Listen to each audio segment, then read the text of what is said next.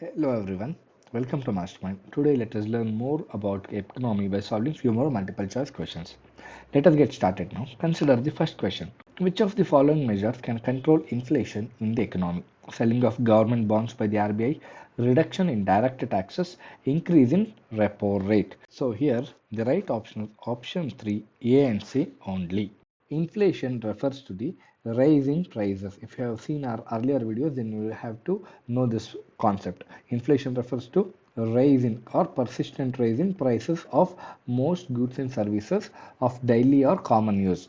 So, which are these items like food, clothing, housing, etc. And inflation is measured using wholesale price index as well as consumer price index. So, when inflation happens, what are the measures that are usually taken? When inflation happens, the measures that are taken are to decrease the money supply. So, as the inflation increases, then the corrective measures should lead to a decrease in the money supply. So, the corrective measures should lead to decrease in the money supply. When government bonds are sold by the RBI, then the public will give the money to purchase those bonds. They pay the money to purchase those bonds. So, public will have less money. So, selling of governments by the RBI can tackle inflation. Increase in repo rate. When repo rates are increased, then public will borrow less. Public will borrow less. As public borrows, then again there will be a less amount of money in the hands of public. Therefore, there will be less liquidity or reduced money supply. Therefore, increasing repo rate can also tackle inflation. Along with this, higher income tax rates. Higher income tax rates. When the tax increases, then people will pay more to the government. Therefore, they'll have less amount of money with their control. So therefore, reduction in direct taxes is false here. Instead, there should be increase in direct taxes to control the inflation in the economy. Controlling the money supply can help in preventing inflation. So please remember these points. There could be numerous questions on inflation, and these could be one of them. And if when you understand the concept better, then you can tackle these questions easily. So always remember that when the inflation increases, then governments take measures to decrease the money supply, and see whether the actions that are given in the statements decrease the money supply or increase the money supply. If they decrease the money supply, then you can say with confidence that it is a measure that can control inflation. Second question says, which of the following factors can cause inflationary conditions in the economy? Fall in interest rate, excess supply of money, fluctuations in the exchange rate. So here the right option is option for all of the above. Now this is a very tricky question. So what factors can cause inflation in the economy? So what is inflation? Inflation is nothing but, as I've already told you, it is consistent rise in the prices of goods and services. So in other words, inflation means there is a very good amount of money supply. Not always, but most of the times inflation increases, there is increased money supply in the economy. So now we'll have to see which are the factors that cause inflationary conditions. In other words, which are the factors that cause increased money supply in the economy. So first says fall in interest rate. When the interest rate decreases, then people will borrow more. People will borrow more. When they borrow more, then there will be more money supply. So therefore, it can cause inflation. Therefore, statement A is one of the factors that causes inflationary conditions. Next is excess supply of money. As I've already told you, and when the money supply increases, inflation increases. Therefore, this is also one of the factor. Next is gap between demand and supply. So when demand increases, but there is reduced supply, when there is reduced supply, then obviously, automatically, the price of that particular product increases. So inflation means increasing price, consistent increasing price. So therefore, when there is huge demand but there is reduced supply, it leads to inflation. Therefore, that is another factor. Next is fluctuations in the exchange rate.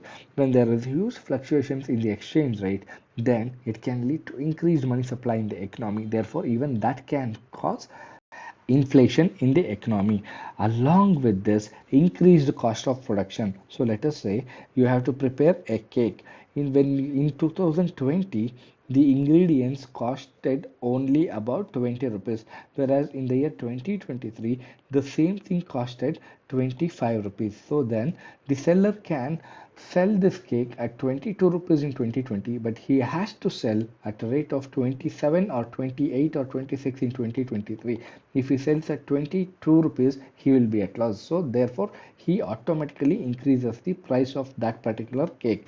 Therefore, when the increased cost of production takes place, then automatically the price of that particular commodity increases, leading to inflationary conditions. Please remember, very, very important concept this is.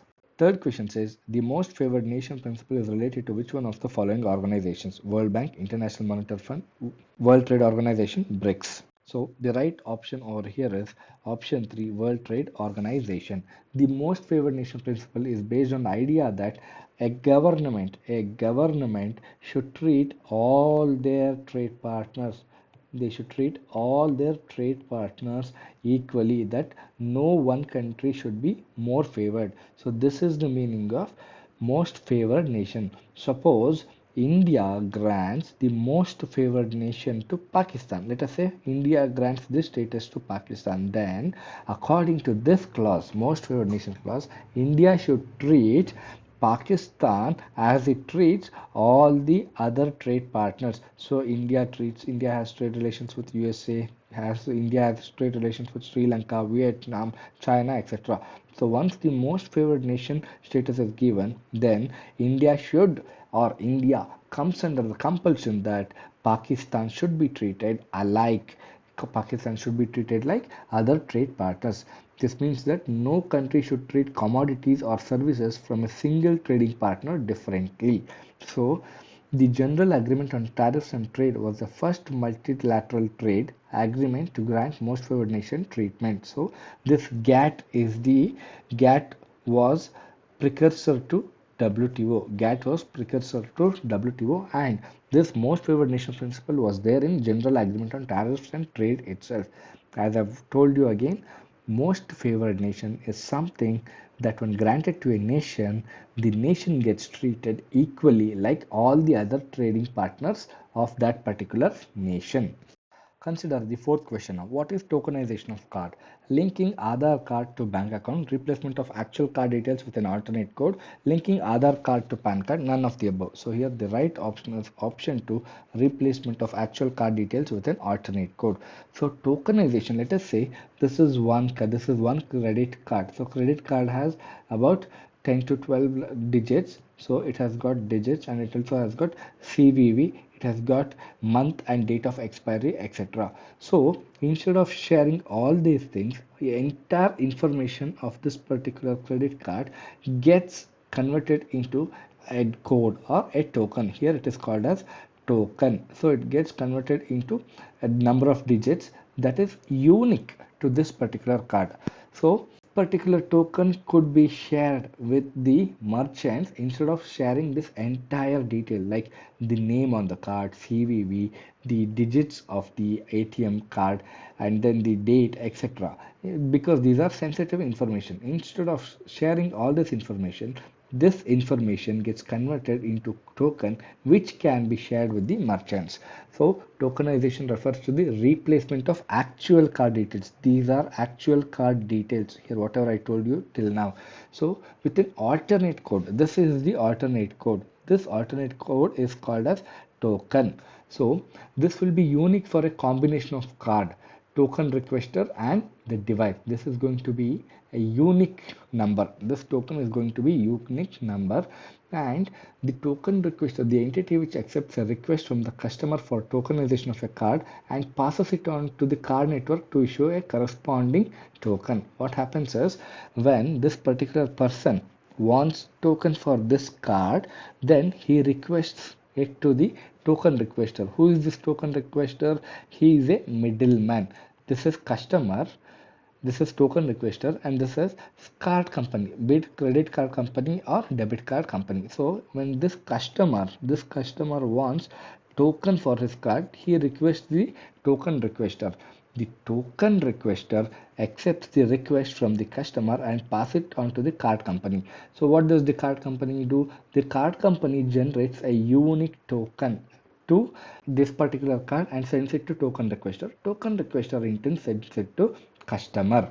And this tokenized card transaction is considered safer because the card details are not shared with the merchant during transaction processing. So again, I am going to tell you that token requester is the entity which accepts the request from the customer for tokenization of a card and passes it onto the card network to issue a corresponding token. Fifth question says, which of one of the following organizations are parts of the World Bank Group? IBRD, International Development Association IDA, General Agreement on Trade and Tariffs, Multilateral Investment Guarantee Agency. So here the right option is option 4, A, B and D only. World Bank traces its origin to the Bretton Woods Conference. Bretton Woods Conference. In fact, World Bank as well as IMF are called as Bretton Woods institutions. The five development institutions under the World Bank Group are: first is International Bank for Reconstruction and Development. So it grants loan to member countries. Next is International Development Association. It grants loans in order to carry out developmental activities. Third is Multilateral Investment Guarantee Agency, and there is fourth one called as International Finance Corporation. Third is there is International Center for the Settlement of Investment Disputes. So here IBRD provides financial assistance in the form of loans to the belligerent countries of the Europe to help with the rebuilding of their infrastructure and economies that were lost during the war. However, now it supports infrastructure and capacity development programs through its members. Next is the International Development Association, that is the IDA. Here, IDA provides financial assistance to poor countries with a high risk of debt distress. International Financial Corporation is also a sister organization of the World Bank. They exclusively support the private sector. International Finance Corporation supports private sector in the developing countries. They accomplish this by investing in private sector companies via both debt and equity. So Multilateral Investment Guarantee Agency, MIGA, so it acts as an insurance provider. It acts as an insurance provider against the political risk that comes with investing in emerging and frontier markets. They provide insurance against events like civil war and terrorism, breach of contract, and non-payment of financial obligation. The guarantees provided by MIGA can last for a term of 3 years and up to a term of 20 years, 3 to 20 years. So the last is the International Center for Settlement of Investment Disputes. It is a dispute settlement body. So ICSID, it is a dispute settlement body that helps provide a legal framework for the settlement of disputes arising out of investment contracts. It is like the dispute settlement of the WTO. It applies international law to resolve disputes to maintain a uniform code that governs investment activity across the member states. So this is all about economic concepts in this video. Please always try to solve the questions before watching the video for solutions. Thank you.